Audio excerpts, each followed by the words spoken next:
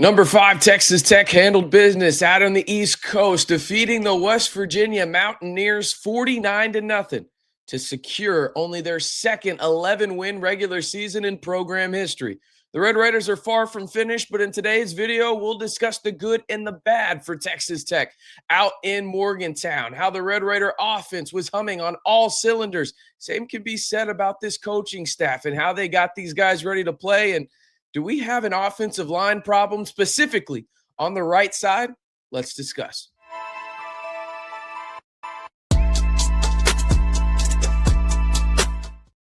Hey, how's it going, everybody? It's RC Maxfield here for the Red and Black Report. Appreciate y'all tuning in to today's good and bad video for the West Virginia game for Texas Tech football. If you haven't already, be sure to like the video and hit that subscribe button as we are in crunch time, ladies and gentlemen.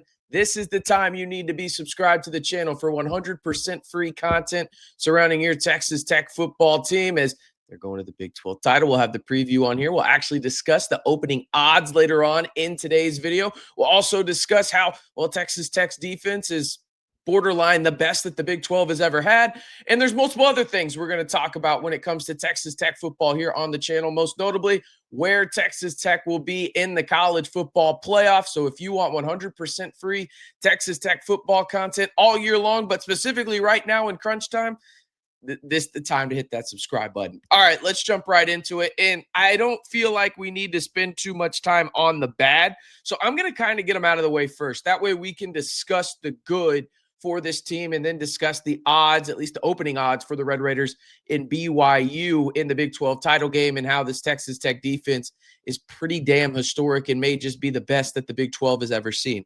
All right, let's start with the bad, the penalties. You see them on the far right side of your screen, 6 for 55. A majority of them did come with the starters in the game, specifically 4 for 35 in that one, mostly on the offensive line in this. And I mentioned in the open that do we have a Texas Tech offensive line problem?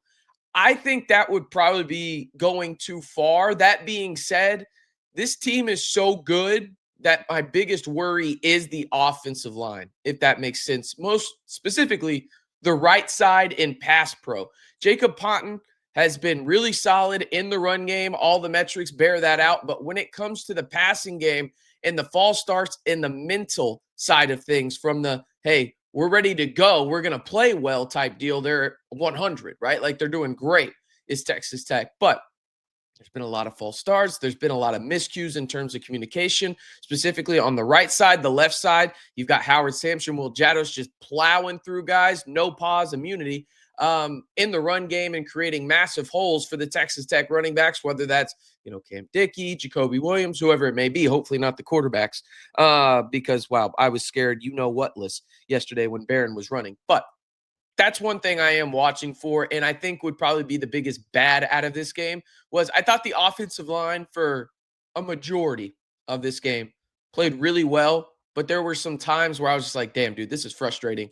And maybe that's me nitpicking. I can admit that, but I also have a very high standard for this team, and I truly believe, as I mentioned yesterday in the recap video for the West Virginia game, I think Texas Tech is a legit national title contender, and you cannot have these type of miscues on the offensive line if you want to go to the national championship. Full stop. You just can't. So you got to improve on that front if you're the Red Raiders.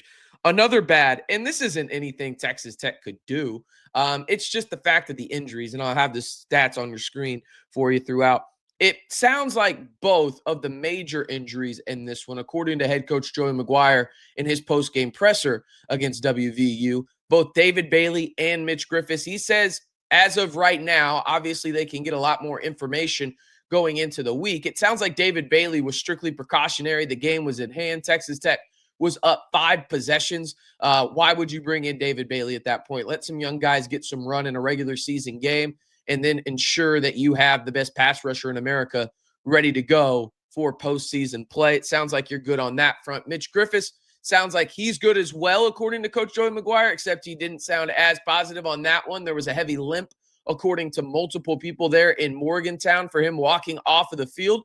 We'll keep an eye on that, but Lloyd Jones III looked good in relief. That being said, you would still rather have Mitch Griffiths as QB2, considering Lloyd Jones III. That was the first time he's ever played in a college game. Okay. And I don't think the Red Raiders were planning on playing him. That being said, he played pretty damn well. 4 for 574 yards, 2 TDs. And we'll talk about the guy that caught those 2 touchdown passes for Lloyd Jones III here in a little bit. But those are really the only 2 bad aspects of this game for me. And one of them was just it's football, right? Like injuries are going to happen, but it sounds like you avoided major injuries in this game. But the offensive line is the one that I'm looking at to improve most. I thought your defense was obviously great. If I'm complaining about anything on the defensive side of the football, I'm just going to be called the Grinch at this point because my goodness, 49-0. You gave them no hope, like we talked about leading into the game in terms of keys to the game. You came out from an offensive perspective and just flat out belt to ass. And I saw somebody in the last video say, take a shot every time RC says belt to ass. Well, there's 2 right there for you. So enjoy that on your Sunday. Hopefully you're listening as soon as this video goes out. All right.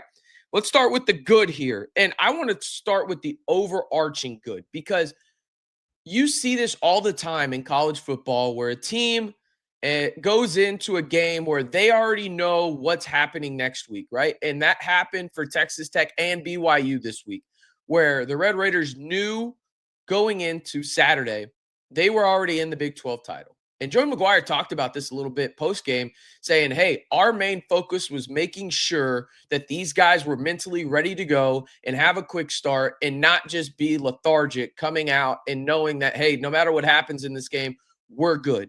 That was their biggest hurdle. And he said he was more worried about it than anything else in this game. And rightfully so. You're more talented than West Virginia, and I think that showed on the field. But think about what Texas Tech did in this game as a start. And we'll talk about a little bit more the individual side of it here in a minute. But the Red Raiders came out and in the first quarter in a game where they already knew that they had a Big 12 title berth locked up, okay, came out and scored more points, 21, than West Virginia had total yards in the first quarter. This game was over as soon as Texas Tech scored. Full stop. I don't care if West Virginia would have gone on to score 7. It was over from the jump. You left them zero hope in this football game. You had every quarterback that came in for them, all 3, in a living hell type situation because they could not throw the football on you. Your secondary was locked down, suffocating in this game. And a lot of it had to do with your front 7, sure. But your secondary, Bryce Pollock, should have had 2 picks in this football game. He had 1, but one slipped through his hands on the first one. He is the best corner in the Big 12, full stop. And your mentality from a defensive perspective that has been there all year, and I think it's been there on the offensive side. You've just had more injuries on that side of the football. Both came together at the perfect time to go into the Big 12 title game after an absolutely just dominant performance out in Morgantown. And I had to shout out the mentality side of things. I had to give a shout out to Joey McGuire, the leadership on this team, whether that's Behren Morton, Jacob Rodriguez, Skylar Gill-Howard, whoever it is, right? Like all of the men involved in that, like hell of a job, right? Like that is something that we need to talk about that won't show up on the stat sheet, right? But it is something that is needed to be discussed because you are going into the most pivotal game in Texas Tech football program history, full stop. And you knew you were. It would have been easy to lay down and just be like, we can go through the motions in this game. Nope. You came out belt to ass. That's 3 for who's counting on the video. And you beat the you-know-what out of the West Virginia Mountaineers. And that's a mentality thing because you knew you were better than them from a skill level, right? But that mental side of the game, you came out and you just absolutely dominated. All right, want to get the stats back on the screen for you guys real quick. And I got to give a shout out to Behren Morton. All right, we've been critical of him on here, and I know some people are frustrated by him. Damn it, Texas Tech fans, I'm telling you right now, I'm not telling you how to fan. I'm really not because I hate when people do that to me, but you are going to miss Behren Morton. You are going to miss him. We do not give him enough credit. Sure, there's been the injury side of things that have been frustrating with him.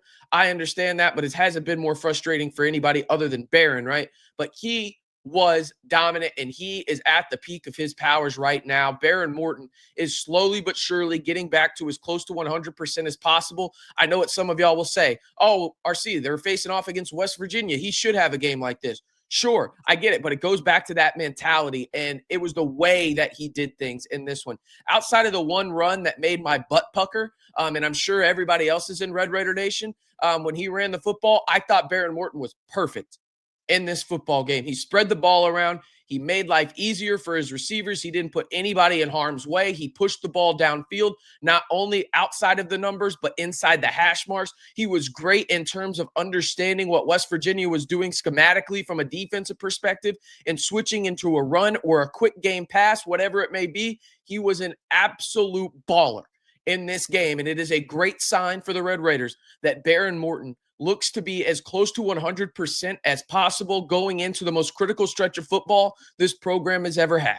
And he is the guy that we have talked about ad nauseum here on the channel. If you are going to reach your peak, you have to have B Morton at the peak of his powers. And damn it, right now, Behren Morton looks to be at the peak of his powers. Okay, he has been absolutely dominant, really, since the BYU game. And I know some of y'all will say, well, they, really haven't played anybody since the BYU game. Include the BYU game. Behren Morton was great in that football game outside of a rough, really first couple of drives. But you have to think about the stats that he had against BYU. There were multiple drops, including multiple touchdowns dropped, right? That game could have been a lot worse. We all know that. Behren Morton is peaking at the right time, and that is a bona fide great sign for the Red Raiders going into this critical stretch of football. All right, want to get the stats back on there one more time before we talk about how historic this Texas Tech defense is and the odds for the Big 12 title. But before we do, be sure to like the video and hit that subscribe button for 100% free Texas Tech football content all year long. We're not going to be done when hopefully the Red Raiders are hoisting a national title. No, we're going to be talking about the portal as well. There's plenty to discuss for this Texas Tech football team, as it looks like they're getting started on a pretty historic run. And if you want to join the largest group of Texas Tech fans discussing Texas Tech football on YouTube, this is the place for you. And the easiest way to do so is simply like the video and hit that subscribe button. All right, let's talk about the pass catchers in this one. Terrence Carter Jr. is a bona fide superstar at the tight end position and does not get enough credit for how great of a playmaker he is. 10 for 98. That all came in the first half, people. He legitimately could have had 17 catches in this football game if they had to play the whole game. Didn't need it. He was a bona fide star. Speaking of bona fide star, Caleb Payday Douglas, and don't forget the payday, damn it, had one of the best catches a Texas Tech wide receiver has had this year on his second receiving touchdown of the game. He had 7 targets, caught 5 of them for 127 yards and 2 TDs. Don't forget about him on the outside. I do think that you're going to see BYU kind of focus on him. I'm going to call it right now. I think Reggie Virgil has a pretty big game in the Big 12 title game. I'm calling that right now, and has a couple explosive plays down the field. I also wanted to give credit to Micah Hudson. 2 for 45 in his first 2 TD catches.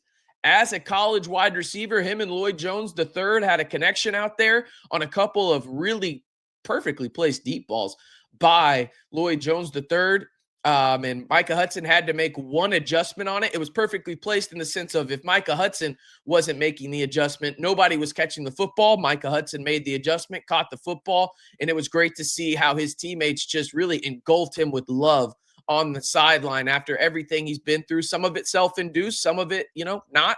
But he's going to be a key part of this Red Raider wide receiver core next year, and I think it's really good to get his confidence going in to next year, and really even just this year still. I think he's going to be a part of that wide receiver room. It's just hard to get those guys on the field when you have the trio and really the quartet when you include Terrence Carter Jr., Caleb Payday Douglas, Coy Aiken, and then Reggie Virgil. That's one of the best quartets of pass catchers in all of college football. So those are my goods. Again, the good, Behren Morton, pass catchers mentality. The bad, the penalties have to get better, specifically on the Texas Tech offensive line, and then the injuries. But the injuries, that's part of football, right? Unfortunately, when it comes down to it. All right, I wanted to talk about real quick before we head out of here how historic this Texas Tech defense is. I tweeted this out yesterday, not to, brag or anything, but we got Blanchard reposting it. We've got Fitch. We've got multiple other Texas Tech coaches reposting this as well over on Twitter. Just another reason to go follow me on Twitter at RCMB323. You can see it on your screen. The Texas Tech defense officially allowed just 11.3 points per game this regular season. That is the second best points per game allowed in Big 12 history, only to 2009 Nebraska. It is not an exaggeration to say this 2025 Texas Tech defense could be the best in Big 12 history. The reason I'm saying it could be the best in Big 12 history is this. First of all, that number is insane, 11.3 points per game. But you have to remember this. The Texas Tech defense didn't play 5 full games. They only played till halftime. Perfect example is this West Virginia game, right? Now, obviously, you can't go below 0, but there's other games where Texas Tech did give up points, right? Or maybe they wouldn't have in the second half if they had starters in. But that's the thing. This Texas Tech defense is right on par with the best Big 12 defense we have ever seen. And in fact, I would probably say they are the best Big 12 defense we've ever seen because of that simple fact. They did not play the duration of 5 games. And then the second unit or third unit, maybe even fourth unit defense came in and gave up a point or two late. And that increased that total. But this Texas Tech defense is historic. And what's also historic is this line. I don't know if I've ever seen a Big 12 title line this high. You see it on your screen right there. It opens. Do the Red Raiders. We'll go ahead and look at this right here. You see the line. This is for FanDuel. Okay. It's 12.5, but it opened on DraftKings at 11.5. So the Red Raiders are double-digit favorites in the Big 12 title game, which I guess shouldn't be too big of a surprise considering how the metrics love the Red Raiders and what Texas Tech did to BYU out in the 806 just a few weeks ago. And this will be, well, Lubbock East at Jerry World. I suspect there will be a ton of Red Raiders in attendance for this Big 12 title game. And I think there will be a lot of BYU Cougar fans there as well. It sounds like the Red Raiders will be on the home side of Jones AT&T or AT&T Stadium. That was confusing. Apologies for that. But Texas Tech is very, very heavy favorites in this one. And I don't know if 11.5 is enough right now. We'll have to look a little deeper. LJ Martin will play for BYU, but we'll go a little deeper as the week progresses. But that's going to do it for today's video. If you haven't already, be sure to like the video and hit that subscribe button. I promise that's the final reminder for you guys. But you will enjoy it if you hit that subscribe button because you will be getting 100% free daily Texas Tech football videos throughout this, well, historic run by the Red Raiders. We'll have multiple videos this week discussing how Texas Tech needs and what they need to do, I should say, against BYU to win the Big 12 title, the first in program history, and then where Texas Tech could potentially be in the college football playoff. If they win the Big 12 title, I'm telling you this right now, damn it, they better get a first-round bye. And I've got some data points to prove it. We'll discuss that throughout the week. Just another reason for you to hit that subscribe button. All right, that's going to do it for today's good and bad video versus West Virginia for your number 5 Texas Tech Red Raiders. I'm RC Maxfield reminding you, as always, stay safe and Recom Tech.